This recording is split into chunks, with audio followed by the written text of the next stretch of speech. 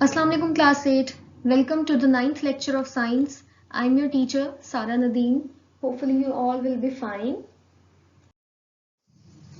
In the previous lecture we did exercise of chapter number 1, and by doing the exercise of chapter number 1 we completed the first chapter. Now in today's lecture we're going to start chapter number 2, which is cell division, and we're going to take the introduction of the chapter.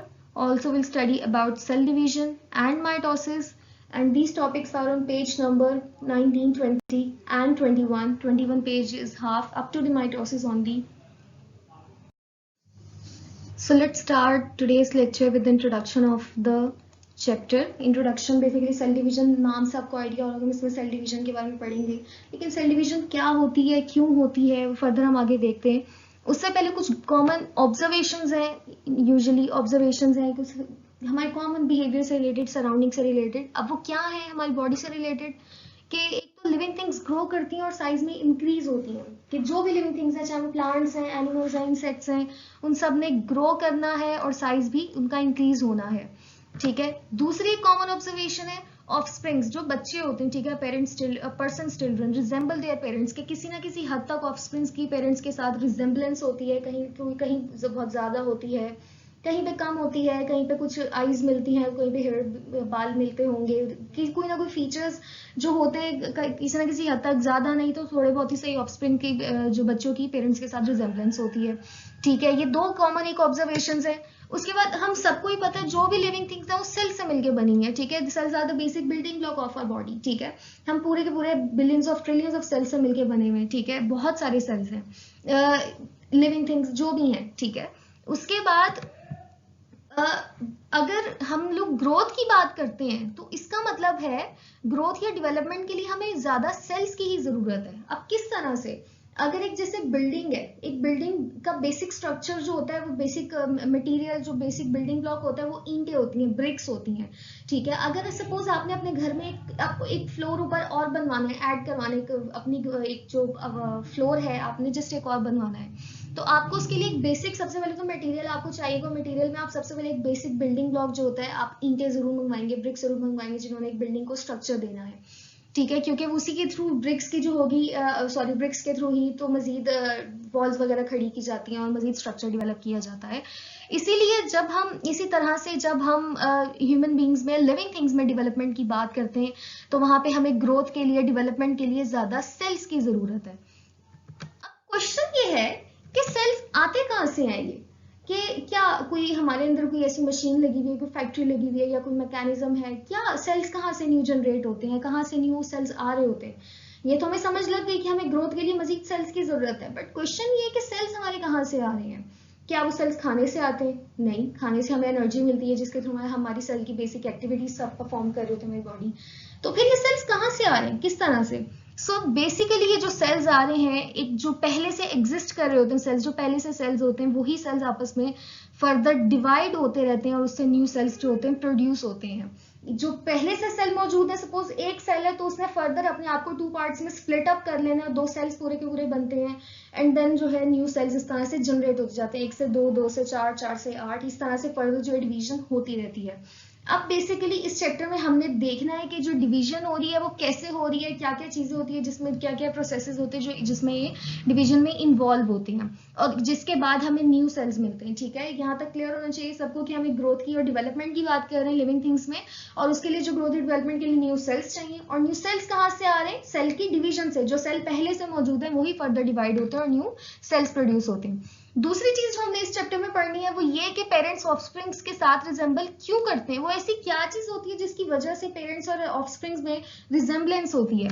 So basically वो heredity होती है, जिसकी वजह से offsprings जो है, बच्चे जो अपने पेरेंट्स के साथ रिजेंबल करते हैं. हेरिडिटी को मैं फर्दर डिस्कस नहीं करूंगी, हेरिडिटी का टॉपिक जब आएगा हम फर्दर डिटेल में पढ़ेंगे, वहीं पे इसको देखेंगे हेरिडिटी क्या होती है और बेसिस ऑफ हेरिडिटी क्या होते हैं, जो हमने आगे इसको डिटेल में पढ़ना है फर्दर अपकमिंग लेक्चर्स में. सो अभी हम इस लेक्चर में बात करने वाले हैं सेल डिवीजन की. Okay, so first of all cell division, Definition of cell division. Cell division is the process by which a new cell divides into two daughter cells. Daughter cells क्या होते हैं वो हम आगे देखते हैं, अभी आ रहा है आगे. लेकिन सेल डिवीजन बेसिकली वो प्रोसेस होता है जिसमें सेल डिवाइड हो रहे हैं, एक सेल आगे टू सेल्स में डिवाइड हो रहा है. ठीक है, डिवीजन हो जाती है सिंपल, एक हाफ ऑफ करके स्प्लिट अप हो जाते हैं. कैसे स्प्लिट अप होते हैं, कैसे न्यू सेल्स फॉर्म होते हैं, हम देखते हैं आगे. फिर जो सेल विच डिवाइड्स, जो कि सेल जो डिवाइड हो रहा होता है, ठीक है, जो एक पुराना सेल जो है जिसने आगे डिवाइड होना, उस सेल को कहते हैं पेरेंट सेल. इसी तरह से the cells which are produced as a result of cell division is called daughter cells. तो जो न्यू सेल्स जो प्रोड्यूस होके हमारे पास आ रहे हैं, जो डिवीजन के बाद हमें दो सेल्स मिलते हैं, जो भी डिवीजन तो बहुत सारी हमारे वैसे बॉडी में होती रहती है, सिर्फ एक दो या क्या, बहुत सारी सेल्स की डिवीजन होती रहती है. तो जो न्यू सेल्स डिवाइड होके हमें मिल रहे हैं उनको डॉटर सेल्स कहा जाता है. ठीक है, पेरेंट सेल पुराना सेल जिसने आगे फर्दर डिवाइड होना है टू डॉटर सेल्स में, जो कि न्यू सेल्स होते हैं.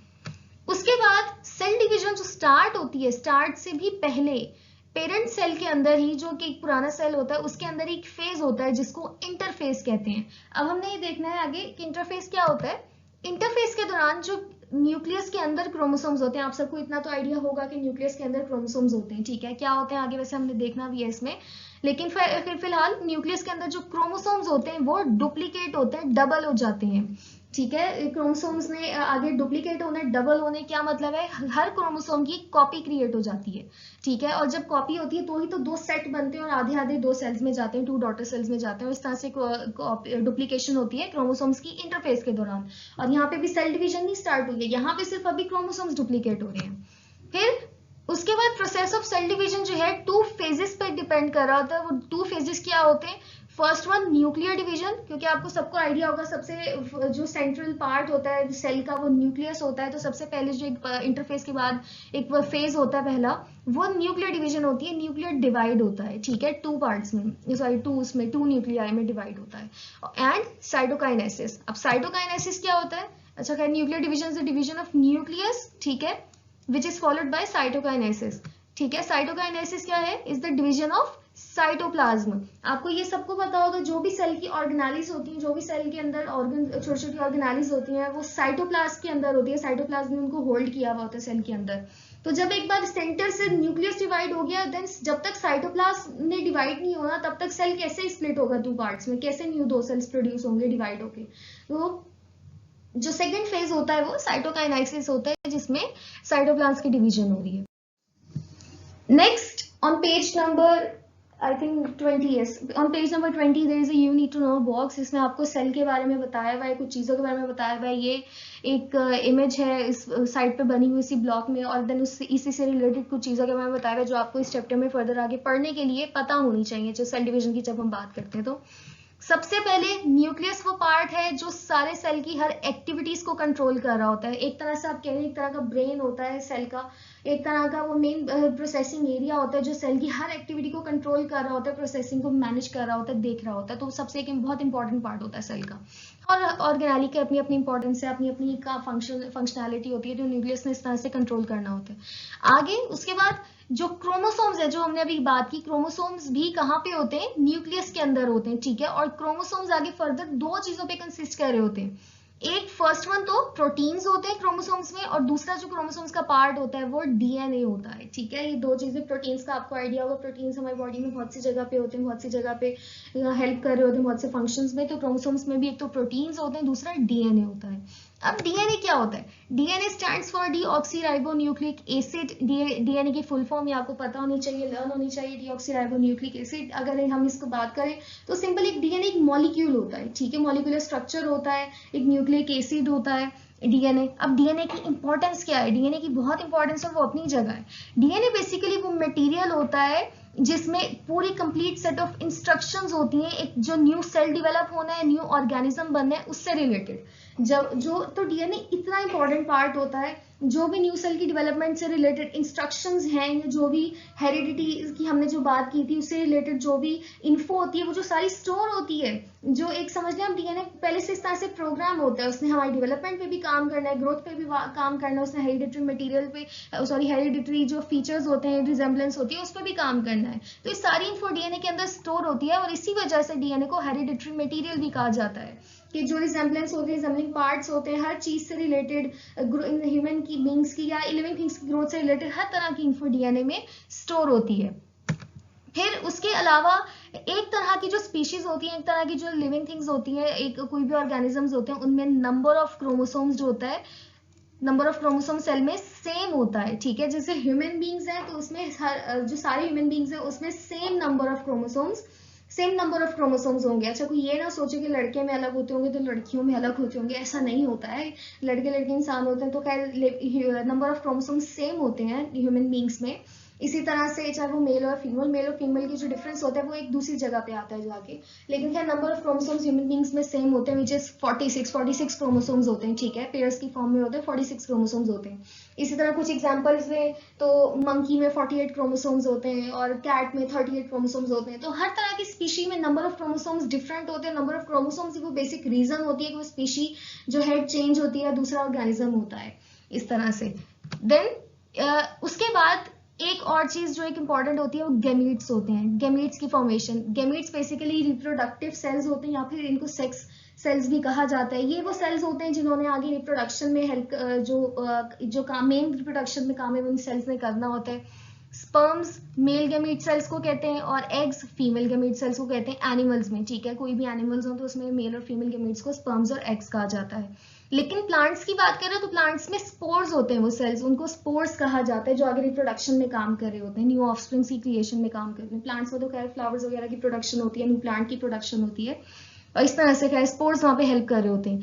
तो वहां पे क्या एक केस होता है, वहां पे एक डिफरेंस ये होता है, नंबर ऑफ क्रोमोसोम्स में नंबर ऑफ क्रोमोसोम्स हाफ होते हैं गैमीट्स या स्पोर्स में।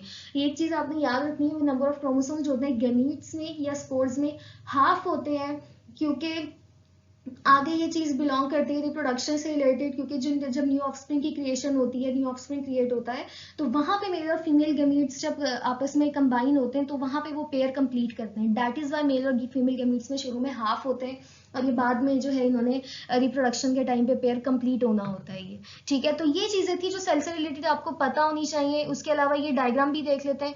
डायग्राम में एक सेंट्रल जो ये सेंट्रल पार्ट है, ये न्यूक्लियस है। उसके अलावा जो कॉर्नर वाला सेल मेम्ब्रेन है जो एनिमल सेल में होती है, सेल मेम्ब्रेन। उसके अलावा न्यूक्लियस के अंदर क्रोमोसोम्स हैं, ठीक है। 2 पेयर इन्होंने यहाँ पे दिखाए हुए। यूजुअली बहुत सारे क्रोमोसोम्स होते हैं, जितने ऑब्वियसली नंबर ऑफ क्रोमोसोम एक स्पीशी में होते हैं। ह्यूमन बींग्स की बात करें तो 46। अच्छा, मैं आगे अब एग्जांपल में ह्यूमन बींग्स को ही लेके चलूंगी, तो अगर मैं 46 बोल रही हूँ तो इट शुड बी अंडरस्टूड कि मैं 46 number of chromosomes human beings की बात कर रही हूँ यहाँ पे, ठीक है। तो 46 क्रोमोसोम्स होते हैं। उसके अलावा ये जो छोटी छोटी सी ऑर्गेनालीज दिखाई नहीं है, ये सेल ऑर्गेनालीज होती हैं, ठीक है। जो सेल के अंदर और छोटी छोटी ऑर्गेनालीज होती हैं वो हैं। इसके अलावा न्यूक्लियर मेम्ब्रेन है जो न्यूक्लियस को सराउंड करती है, जिसके अंदर न्यूक्लियस इनक्लोज होता है। उसके अलावा एक और चीज यहाँ पे प्रेजेंट की हुई है इन्होंने यहाँ पे, जो कि सेंट्रियोल्स दिखाए हुए, जो कि ये इस तरह के 2 पेयर्स में यहाँ पे इन्होंने दिखाए हुए सेंट्रियोल्स को। सेंट्रियोल्स के बारे में यहाँ लिखा नहीं है, लेकिन आई थिंक थोड़ा सा डिस्कस कर लेना चाहिए सेंट्रियोल्स को, क्योंकि सेंट्रियोल्स वो पार्ट होते हैं जो फर्दर आगे सेल डिवीजन में हेल्प कर रहे होते हैं। सेंट्रियोल्स का आगे सेल डिवीजन में रोल होता है, दैट इज वाई इन्होंने यहाँ पे प्रेजेंट किए हुए, बस लिखा हुआ नहीं है, लेकिन आप लोग को पता होना चाहिए कि सेंट्रियोल्स आगे सेल डिवीजन में हेल्प कर रहे होते हैं। जो न्यूक्लियस जो डिवाइड होता है आगे न्यूक्लियर डिवीजन में साइड सेंट्रियोल्स का एक रोल होता है। न्यूक्लियस जो डिवाइड होता है वहां पे हेल्प कर रहे होते हैं सेंट्रियोल्स, ठीक है। Now the main topic of today's lecture, that is mitosis. Mitosis क्या होता है सबसे पहले तो, अच्छा mitosis से भी पहले सेल डिवीजन बेसिकली 2 टाइप्स की होती है, एक माइटोसिस होती है, एक मियोसिस होती है। मैं अभी यहाँ पे इस लेक्चर में सिर्फ माइटोसिस को डिस्कस करेंगे, मियोसिस को इंशाल्लाह नेक्स्ट लेक्चर में डिस्कस करेंगे। अभी यहाँ पे जस्ट माइटोसिस को देखेंगे क्या होती है, किस तरह की सेल डिवीजन है। So next definition of mitosis, ठीक है। माइटोसिस एक ऐसा प्रोसेस है जिसमें पेरेंट सेल डिवाइड होता है 2 डॉटर सेल्स में, ठीक है, with the same number of chromosomes, और डॉटर सेल में भी सेम नंबर ऑफ क्रोमोसोम्स ही होते हैं जैसे पेरेंट सेल में होते हैं, ठीक है। डिवीजन आगे फर्दर हम देखते हैं साथ साथ कैसे हो रही है, लेकिन माइटोसिस की डेफिनेशन वो क्लियर होनी चाहिए, जो हमने बेसिक अभी सेल डिवीजन के बारे में पढ़ा कि एक पेरेंट सेल है, आगे 2 डॉटर सेल्स में डिवाइड हो रहा है, जिसमें दोनों डॉटर सेल्स में सेम नंबर ऑफ क्रोमोसोम्स हैं जो पेरेंट सेल में होते हैं। ह्यूमन बींग्स की बात करें अगेन, आगे पेरेंट सेल में 46 नंबर ऑफ क्रोमोसोम्स हैं, तो दोनों डॉटर सेल्स में पहले में भी दूसरे में भी 46 नंबर ऑफ क्रोमोसोम्स ही होंगे। नेक्स्ट नंबर ऑफ क्रोमोसोम्स जो होते हैं डबल हो जाते हैं इंटरफेस में, ये भी हमने इंटरफेस की डेफिनेशन में पढ़ा कि क्रोमोसोम्स जो है डबल हो जाते हैं और 2 सेट बन जाते हैं क्रोमोसोम्स के। वो सेट कैसे बनते हैं आगे हम डायग्राम में देखते हैं फर्दर, तो आपको ज्यादा अच्छे से क्लियर हो जाएगा जब आप विजुअली देखेंगे कि किस तरह से क्रोमोसोम्स सेट हो रहे हैं, बन रहे हैं। फिर उसके बाद माइटोसिस के दौरान कि क्या होता है, nucleus of parent cell divides the 2 sets of chromosomes are distributed equally in the 2 daughter nuclei. Nuclei is basically the plural of nucleus. तो जो नंबर ऑफ क्रोमोसोम्स हमने देखा इंटरफेस में तो डबल हो रहे हैं, इंटरफेस में डबल होने के बाद माइटोसिस में जो पहला काम होता है कि सेल ने जब डिवाइड होना है तो 2 सेट जो क्रोमोसोम्स के बन गए होते हैं, एक तो ओरिजिनल सेट होता है तो उससे कॉपी जो क्रिएट हो गई होती है, तो वो दोनों डॉटर सेल्स में हाफ ऑफ चली जाती हैं। एक सेट इधर आ जाता है 46 क्रोमोसोम्स का, तो दूसरा सेट दूसरे डॉटर सेल न्यूक्लियस में चला जाता है 46 क्रोमोसोम्स का। तो ये पेयर्स की इस तरह से डिवीजन हो जाती है माइटोसिस में सबसे पहले। फिर उसके बाद न्यूक्लियस डिवाइड होता है। जब न्यूक्लियस डिवाइड होता है तो उसके बाद एक शैलो ग्रूव, यहाँ पे इन्होंने लिखा हुआ है शैलो ग्रूव, एक ना डिप्रेशन सा क्रिएट होना शुरू हो जाता है सेंटर में से। ग्रूव का बेसिकली मीनिंग होता है लॉन्ग नैरो कट और डिप्रेशन। कट तो यहाँ पे नहीं हो रहा खैर माइटोसिस के केस में, डिप्रेशन एक कर्व सा बीच में आना शुरू हो जाता है, ठीक है, in the middle of the cytoplasm, cytoplasm के दरमियान में, which depend further and divides the cell into 2 daughter cells. और ये वो पार्ट होता है, न्यूक्लियस तो डिवाइड हो गया, लेकिन जब फर्दर फाइनली साइटोप्लाज्म डिवाइड होता है तो देन फाइनली फिर 2 डॉटर सेल्स में सेल की डिवीजन होती है और हर डॉटर सेल में एक एक न्यूक्लियस होता है। तो ये माइटोसिस है। Now let's take a look at mitosis with the help of the diagram given in your book at page number 20. Okay, first one हम बारी बारी देखते हैं तीनों फेजेस को। सबसे पहले इंटरफेस की बात करते हैं। इंटरफेस हमने यहाँ पे देखा, ये इंटरफेस सिर्फ यहाँ पे नजर आ रहा होगा आप सबको। ये एक सेल दिखाया हुआ है, ठीक है, जिसमें सिर्फ 2 क्रोमोसोम्स उन्होंने लिए हुए। और ये इसका मतलब ये नहीं है कि 2 क्रोमोसोम्स ये होते होंगे, वो तो डिपेंड करता है जो लिविंग थिंग है उसमें जितने क्रोमोसोम्स हैं। जैसे अगर यहाँ ह्यूमन बींग्स की बात करें तो यहाँ 46 क्रोमोसोम्स ही होंगे मौजूद, ठीक है। यहाँ पे सिर्फ अंडरस्टैंडिंग के लिए, आसानी के लिए यहाँ पे 2 क्रोमोसोम्स दिखाए हुए, ठीक है। उसके अलावा दोनों क्रोमोसोम्स जो है आप यहाँ पे देखिए पेयर में एक 2 डबल पेयर में फॉर्म हो गए, यहाँ पे ग्रीन और पर्पल, यहाँ पे दोनों के पेयर्स क्लियरली विजिबल है कि पर्पल वाला भी डबल हो गया है, तो 2 स्ट्रैंड्स बन गए, 2 थ्रेड लाइक स्ट्रक्चर्स बन गए, इसी तरह ग्रीन वाले के भी, ठीक है। लेकिन एक बात याद रखें, इंटरफेस में जो 2 क्रोमोसोम्स होते हैं वो सेपरेट नहीं होते हैं, वो एक ही साथ कंबाइन होते हैं। कॉपी तो बनी है लेकिन जो कॉपी है वो साथ ही अटैच होती है। नेक्स्ट न्यूक्लियर डिवीजन के फेस में 2 क्रोमोसोम्स एक दूसरे के साथ अलग होते हैं, लेकिन यहाँ पे इंटरफेस में सिर्फ डुप्लीकेशन हो रही है, ठीक है। और इससे अलावा और कोई काम नहीं होता इंटरफेस में, जो बाकी का काम है वो नेक्स्ट में होना है। उसके अलावा नेक्स्ट न्यूक्लियर डिवीजन को देखते हैं। न्यूक्लियर डिवीजन में क्या होना है ये उसके बाद ये जो एक पार्ट है ना, ठीक है, जिसके बारे में वैसे बुक में लिखा नहीं है लेकिन आप लोगों को पता होना चाहिए। मैंने अभी शुरू में बात की सेंट्रियोल्स की, तो ये बेसिकली सेंट्रियोल्स होते हैं, ये जो 2 पेयर होते हैं सेंट्रियोल्स के, ठीक है। और सेंट्रियोल्स ने ही जो है आगे फर्दर न्यूक्लियस को डिवाइड कराना होता है सेंट्रियोल्स में से, और क्रोमोसोम्स को जो है आपस में एक एक पेयर को एक एक तरफ खींच लेते हैं सेंट्रियोल्स जो है।